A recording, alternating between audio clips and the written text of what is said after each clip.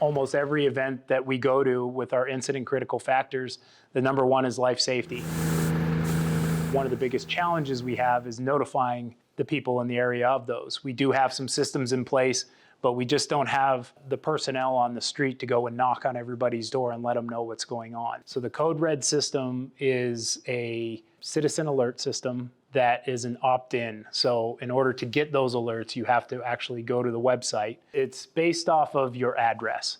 So when you register for the program, you'll enter the address that you currently live or your work address. For instance, I live in Fort Collins, but I work in Greeley. So I just signed up for the Code RED alerts this morning for my work address. One other thing that I thought about this morning when I was signing up for it is my parents live in a different, obviously live in a different area than I do. So I can enter my parents' address under mine if I felt that I needed to know what was going on in their area. So if you have a family member that's maybe in some group housing somewhere that you want to, that maybe wouldn't have that ability to understand those messages as they come through, you can add that address under your own phone number and you will get alerts for that area. When a reverse 911, which is the same thing as the Code RED, by an incident commander, they'll usually give a certain distance or radius for that. So it could be a 2 to 4 block radius based off 10th Avenue and 10th Street. If your address that you had registered during your opt-in period for Code RED is within that radius, you will receive an alert, whether you're in that space or not.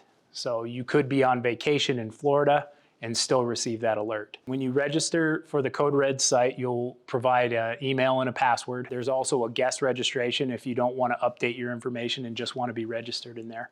But if you create your email and password login, you can go back in at any time and change the types of information that you get, how you receive it. In the alert itself, it should give you some instructions of immediate action, if there is any. If there's flooding, it could tell you to get to higher ground.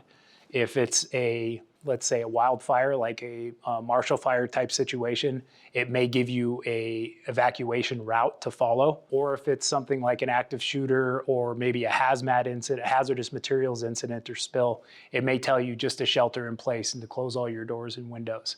In a tornado, it may ask you to go into a substantial part of your home or business. Believe it or not, we do have earthquakes here in Greeley, so you would get instructions on how to protect yourself from an earthquake. So there's a follow-up that comes afterwards, or should come afterwards. That's one of the steps in the process that, when initiated by either the Greeley Fire Department, the Greeley Police Department, or the Office of Emergency Management, is the follow-up part of it. So an all-clear message should be sent to follow up. The more that we have signed up for it, the safer we can keep the community. The easiest way to just go to your browser search, whichever one you choose, and type in Weld Code RED in the search bar, and it should pop up as your top selection. The other way to do it is to go to weld.gov, and under the How Do I tab, there's a selection for sign up for Code RED alerts. Both of those will bring you to the website, to the Code RED website. It's very easy. It takes maybe 5 minutes at the very most, depending on how much information you put in there. And you'll get a notification immediately that you'll be able to review and make sure that all your information is correct. Having that information go out helps the responders, both on the police, fire, and even public works side, stabilize that life safety and allows them to stabilize the incident.